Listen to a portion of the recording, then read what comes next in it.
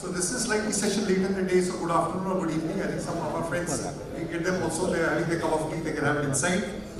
Well, the topic of today is confusion galore. So we already talking confusion. So it's a very lopsided view. We are assuming there is confusion galore. When I was thinking of the topic, I was going back to literary history. In 1859, about 160 years back, Charles Dickens wrote a novel, A Tale of Two Cities. And the three first lines, the novel started with some very interesting lines, which are very, become landmark lines. It was the best of times, it was the worst of times.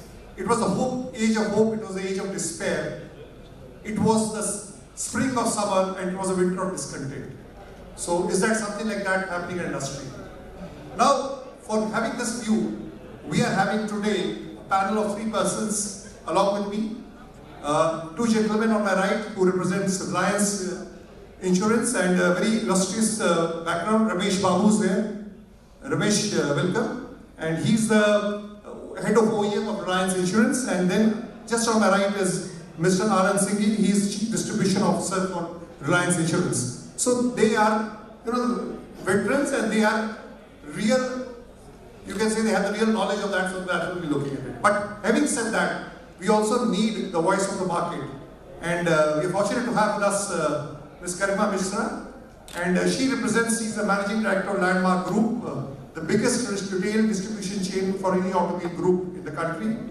If my knowledge serves me right, you represent about Volkswagen, Honda, Mercedes-Benz, Fiat, Jeep, Nissan, Renault, Ashok Leyland. Have I missed out something?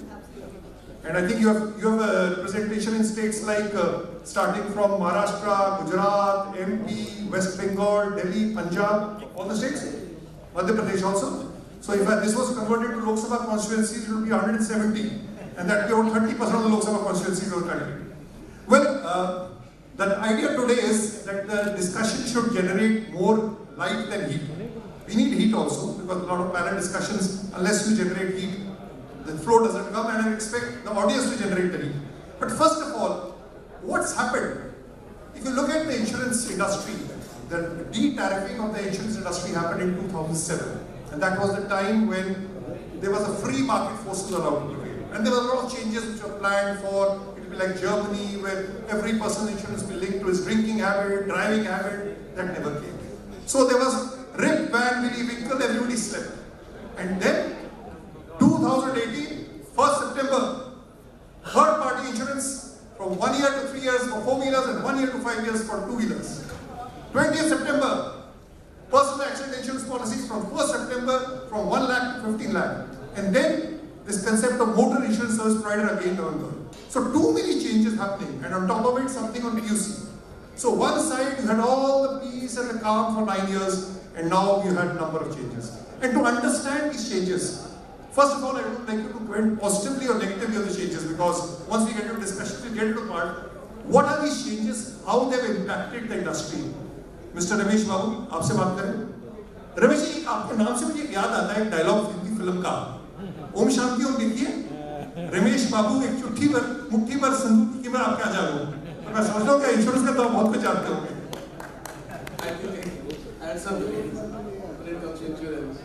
Nothing to do with films, that's all. Insurance is a serious business. So he's a good dancer. His boss is telling he's a good dancer also. Yeah. So Ramesh Babu, बताइए. Good evening. I'm representing Reliance Insurance, and I would like to thank FAD of Gujarat for giving us this opportunity to share our thoughts and to learn from you. And normally I keep telling my teams, across the country, wherever you go, probably you can give some gyan. But when you come to Gujarat, you take gyan, you learn. Right? So you guys are probably much more knowledgeable than us. Probably we are sitting in this side. We are representing insurance companies, so we can talk something, but I'm sure you will better than us. So, coming to, I have not said it's anyway, more audible. Right? Sorry. More audible. The mic. Better? Yeah. So, basically this industry, I would still say, no. So this a long way to go, this industry. If we say this is confusion today, I think we should be prepared for much more confusion in future, because the industry is evolving and the customer demands, preferences are changing. So obviously, we are working under a regulatory environment. So I would say three I's. One I is intent of the regulator. The second I is implementation challenges that are faced by insurance companies, and the third I is impact. So what is the impact on the customer? Because normally a regulator, whatever they bring out, they normally look at the benefit of the customer and then expect all the other stakeholders to deliver that. So with this, I'll leave it to the other panelists. So, Mr. Ramesh Babu said, you know, if you think this is confusion, wait for आगे क्या होता है. तो मुझे एक हिंदी का गाना याद आता है, अभी तो पहली मंजिल है, अभी से तुम घबरा गए. So, coming from you now, what do you think, if you have to simplify it, what are the changes, what is the thought behind it? And we'll get to the pluses minus of it. Just to add to Ramesh, in terms of what the industry has gone through, if we were to put across some certain things which have happened, I think one, the regulator has taken a view from the consumer side, so as to quickly ensure that the customer is appropriately protected at every single stage of the value cycle. Broadly, to ensure that that happens, the first and the foremost thing which was done was to ensure that the entire auto dealership community, the entire ecosystem gets legalized. We all know that pre-MISP, we used to regularly have conversations, we used to have our commercials arrangements, but nothing was formalized. So basis the set of structure which was being implemented, the regulator had realized with voices from every corner that it was important that the auto ecosystem, the auto dealers in the ecosystem must have to be completely formulated. Hence MISP. A lot of people get confused on MISP in terms of saying that okay, 19.5% or 22.5% has been fixed. But the core intent was to formalize the system and ensure that the revenues are something which can be formally accounted for. Post MISP, what has happened is there are a couple of large changes which have come across, and that is in context of what people are really seeing, what the courts have seen a lot of people suffering through. Most of the sufferings have arisen because people were not appropriately covered. And hence, to ensure that appropriate protection was provided, two large schemes were one was, so as to say, that the personal accident insurance on account of motor insurance should be given up to a range of 15 lakh rupees. So that's one change which has happened. And the second change which has happened is to ensure that the large car park or the two-wheeler auto park which was out of the insurance scope gets into the scope, and hence a midway which was kind of really arrived was to say that okay, the mandatory portion of the insurance, which was the third-party liability, should be something which people should have at least for a range of 3 to 5 years, depending on whether it's a car or it's a two-wheeler. So I think the intent of this entire sort of thing was to ensure that when you really need insurance, the insurance should be there. Honestly, what was emerging was post the first year for private car as well as two-wheelers, there were a huge amount of dropouts, and large set of dropouts were seen in the tier 2 and tier 3 set of cities. For the tier 1 cities, we could still say that 90% of the people were covered for the first 3 years, and after the first 3 years, there was a huge range of dropout which was happening out there. And when these cases used to get reported into court, and then people used to realize that people are not even covered, and how will the liabilities be taken care? That's where the Supreme Court had this kind of ruling coming across, to ensure that the larger car park is covered, to have a mandatory insurance aspect at least. And then if there are accidents, you should be compensated properly. And if you have to be compensated properly, you have to be protected properly. And that's the reason people said that okay, let's kind of really improve the ratio to 15. So I think these are three broad things which have happened. To add to what Ramesh's point is, it's what is going to happen in the future. A couple of things for sure in our opinion, and that's how we are preparing ourselves going to happen. One is on the own damage side of the motor insurance premium, we are going to see telematics being used as a solution. Switch on and switch off solution on. So we'll come to the future slightly later, but you struck that the intent of the government is very laudable. The intent of the government was very laudable even in demonetization and also in GST. Yeah, the intent was So- good, but execution, in my opinion, So you have been very diplomatic in saying the intent, but intent has to be converted to implementation. And this is an open debate question. And Garima, since you represent the customer's voice and the dealer's voice, both rolled into one, you know, one thing which was done, which was mentioned and which Anand says, too many things rushed together. September 1st, September 20th, festival season 1st October, confusion galore, process orientation, customer education, dealer. What was the ground reality? You are reporting from ground zero. So I understand that the intention is good, but I have my doubts on the methodology, very strong ones to that. At the dealer end, I think everybody would agree that we are facing many challenges. Probably this is the first time that in the past 3 months there is a slowdown where it is being very directly being attributed to insurance as one of the factors. In the past 20 years of my automobile career, I've never seen this come out as such a major factor for this slowdown. So, customers' understanding of the changes is another thing. Have our people understood? I don't think so. So, we as intermediaries, we and our people who are finally going to be selling these, sorry to say, complicated schemes, how well trained or how well versed are they? Isn't it complete chaotic situation that's been completely created? I mean, we here probably have consultants who don't even know their products. We are teaching them how to sell their cars, and now insurance is added up. And for us, we all know that insurance is one of the key components in our viability. It has a huge impact. So, how do we deal with this situation? I'm most troubled at this. For me, as a seller, it's become very, very difficult, very, very challenging, honestly. So 2 questions to you, Garima. So you clearly said that, you know, the way it has been rushed through and the speed with which you want to change. It's like saying the student who's doing multiplication, division, you start, ask him to do integral calculus from tomorrow. Yes. And then he forgets his multiplication division also. That's what has happened. But tell me, do you agree the intent and do you think the education has started happening? The problems which initially were there have been resolved? What is your view? Chaos was there in the initial phase, I take your word for it, but has the chaos now started getting to more ordinance? So let's talk about 3 major changes. So one is the MISP. So I would say that MISP is now more or less settled. I think we have kind of accepted the impact that it's going to have on us. So I would say that's quite sorted. But when we talk about the TP and the PA, the third party element and the PA, I think still there's huge amount of confusion.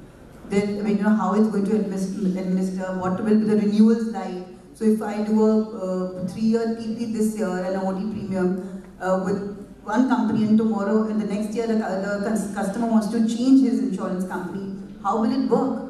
So will it mean that the third party will belong to another company and the OD will belong to the other company? What will happen? We are also not clear about any of this.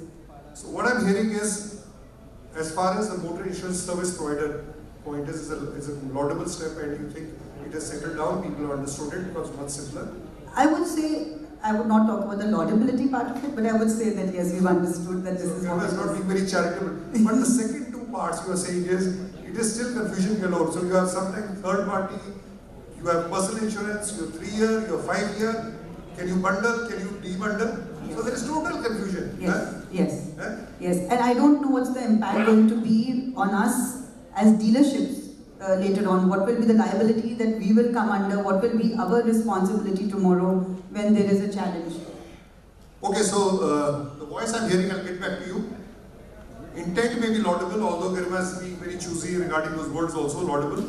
The MISP, okay, you give pass marks to MISP? Yes.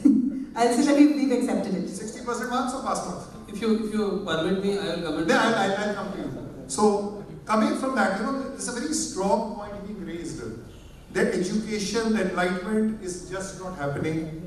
And, you know, you one side you have the IRDA, one side you have the Supreme Court, one side you have Madras High Court, one side you have the insurance policy, one side you have the customer, one side the dealer. So there is, tell me, what are things which have been resolved, which are simple and clear? I mean, it will be good for us to understand, and what are still in the very hazy zone?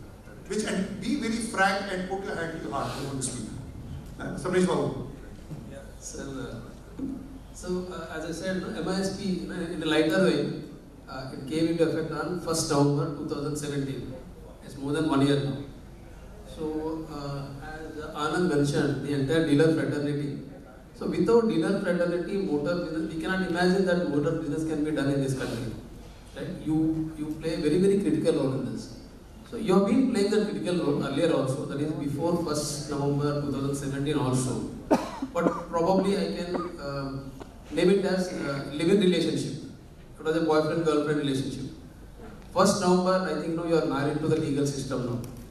You are part of the regulatory system. So you will have all that managed.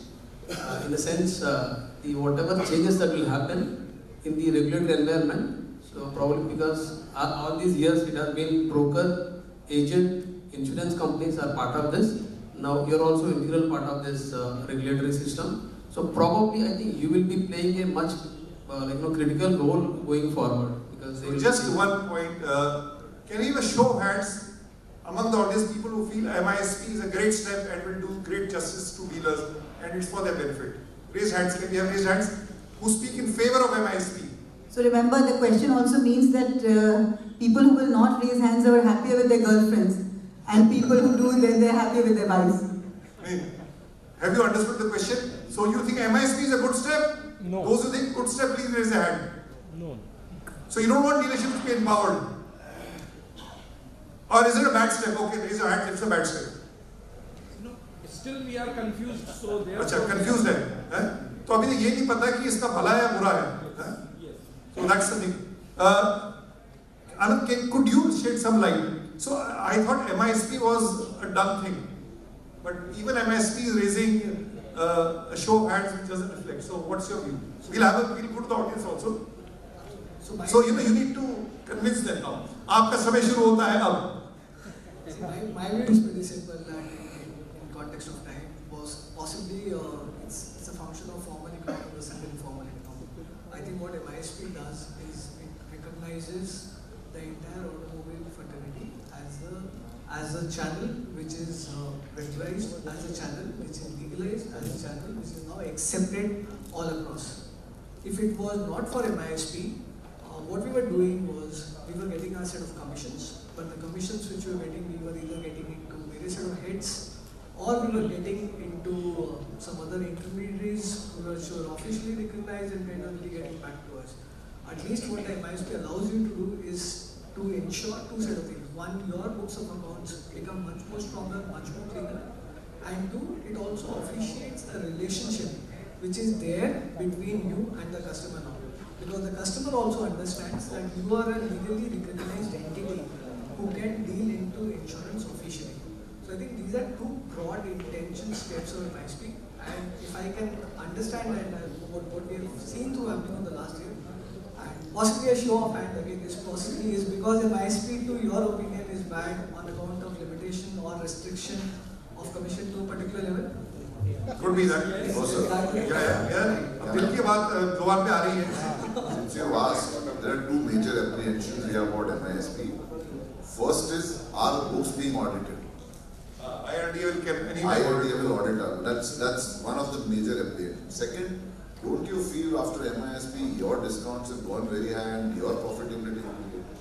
Yeah, so broadly what has happened on account of MISP, and I'll put across. See, what pre-MISP era, the commissions and the structures and the incentives were pretty different, pretty variable depending on market to market, depending on various dealer points, depending on the markets in which you used to be in. Post-MISP, I think what the regulator is trying to do is that standardize and regularize a particular level and then say that the largest set of benefit is something which needs to go back to the consumer. What was happening in India, and whether it happens now or it happens at a very point of time, at any relevant point, if you will see your distribution needs being disproportionate to what you should logically earn, I think people will clamp back on that thing. So that is something which has happened, because what is happening is you are kind of doing that at interest of the consumer. So that's a viewpoint which is there, that around that viewpoint, if there are margins which are left, ensure that you can make insurance more accessible and ensure that you have a larger group of customers come across. So it's a question about percentage versus an absolute value, which can definitely increase if the underlying population increases. So, very good defense put by MSP. Just one point. Let's look at the short term. Let's park it on the back burner. Look at, and what would the government say or what the insurance company would say? Here's the opportunity for you to build a strong relationship with the customers for a longer period of time, 3 years and 5 years. The value of a human life is not 1 lakh, it is 15 lakh. So these are steps in the right direction. And with time, it will help you even to retain customers better. Because one of the reasons why the 5-year clause was for third party was that insurance after 1 year is hardly less than 50% of dealers. So don't you give them brownie points to the government, to the IRD and the insurance company? 6 months you'll be happier a lot. So that's what we said, that the thought, I never said that the thought is not right. I'm saying the intention is very good. There is no problem with the intention, but the implementation, the way it's been executed is something which is completely questionable. Why? Okay, so my question again would be then what is the big logic of differentiating between TP and OD? Make it the entire comprehensive policy for 3 years, no? So, very valid. Can you answer this? You see, you are representing the government also, so you have to answer on their behalf and also the code. So broadly, I think the core intent was to. So today also, if you look across, what is mandatory insurance? The mandatory insurance is the liability section of it, and that's what the government can do. Is that it can mandate for a defined time period. Given the fact that the own damage section is an individual choice, because that's limits to your individual asset which you are driving. Hence, government didn't want to possibly intervene and say that something which is not mandatory, we are going to enforce or interest on. So the mandatory portion was done, and it was done as a part of the larger societal thing also, so as to ensure that in case if there is an accident, in case if there is a liability, you are well protected to be taking care of that. So that was the intent around it. Also to put across why it's going to be beneficial, in my opinion, and honestly, given the fact that as a company we handle the entire set of channels across agencies, across dealership, banks, and so on and so forth. What is clear, and absolutely clear at this stage, is that if the long-term thing benefits anyone, it benefits the entire automobile dealer fund. For one simple reason, that given the fact that you have tailored a policy, one section of the policy for 5 years, your probability, and it's obviously a game of probability match, your probability to retain the customer is far better than this customer getting retained if you did not have this third-party portion of. Okay, Anand, I think you made a very valid point that it's in the benefit of the customer, benefit of the dealer, benefit of the market. Now, if we agree on one point that the implementation, you also don't question the intent. So intent is audible. So the implementation is the challenge. What are things which you think is the loophole? How, from your side, from the market side, what is the way, what are the things you think should be corrected so that the dealer and the customer gains? So as I said, that maybe make it, bundle it up. Have a 3-year policy given to the customer. You'll have to figure it out what will happen in case of NCPs and how that will have to be done. But that is something that you guys will need to figure out if you want to give this to the customer. Otherwise, it's going to be difficult. Tomorrow, the third party being locked in with another insurance company and the OD then in case needs to be shifted to another insurance company is going to be very, very difficult. See, but what happens is, I'll just tell you. A lot of times, manufacturers have tie-ups and they give free insurance, right? The next year, what happens? I mean, I have to honor that policy. The customer has to come back to me. I don't know what happens. You know, there's a lot of ambiguity there. So, just one point. When we saw in this festival season, are the finance companies, because most 80% of vehicles are financed and the financing to the extent of 85%, this higher amount because of third-party insurance and personal accident, is that being financed or you find it difficult on the ground for customers to get higher finance to cover this expense? No, I don't see a challenge there. I have not. Cars, you don't see a challenge. Not in Have cars. you I seen don't a know challenge how in to two-wheelers? do Because Yeah, I two-wheelers, I hear, don't know. Nikunji, where are you? You have been in all over the media to say that one of the reasons why the two-wheeler industry was impacted because the cost of acquisition went up and the down payment which a customer had to put was high. So what's your view on that? And before, please give him mic. This is a voice which can never be put down because he's a very important voice across manufacturers, dealers, ASPC. So yeah, no. So Hello. And now we are coming to the suggestions thing. So we need suggestions from you if you have to suggest to the government. So I think besides suggestions, one of the things you asked and which Garima said is almost settled is MISP, and I think it is not settled, and there is a huge amount of confusion. I am told some audits have already taken place on dealerships for MISP, and there is a huge amount of gaps in what MISP should be doing in terms of the records that have to be kept. They have to be kept for 7 years, and how they have to be implemented. What are dealer liabilities if records, or the MISP liabilities if records are not there? So that's a very, very unsettled question, and 90% of the dealer fraternity is not aware. They have just got registered as MISPs without realizing what it means to be an MISP, and unfortunately, most insurance companies have not educated the dealers on what the liability as an MISP a dealer has. So one is this confusion.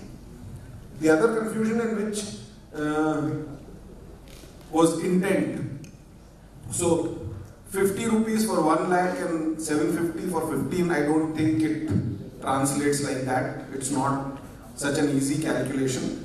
I think it should have drastically been much, much lower if it goes from 1 to 15. It's not a simple arithmetic calculation which the government did, and which very conveniently all insurance companies followed, because it made a lot of sense for them in terms of revenue, but did not make sense for the customers. Three, there was a lot of confusion in terms of how do you calculate no claim bonus, how do you pass on no claim bonus in case you are taking a long-term 3-year, 5-year policy, and what happens if during that period claims happen.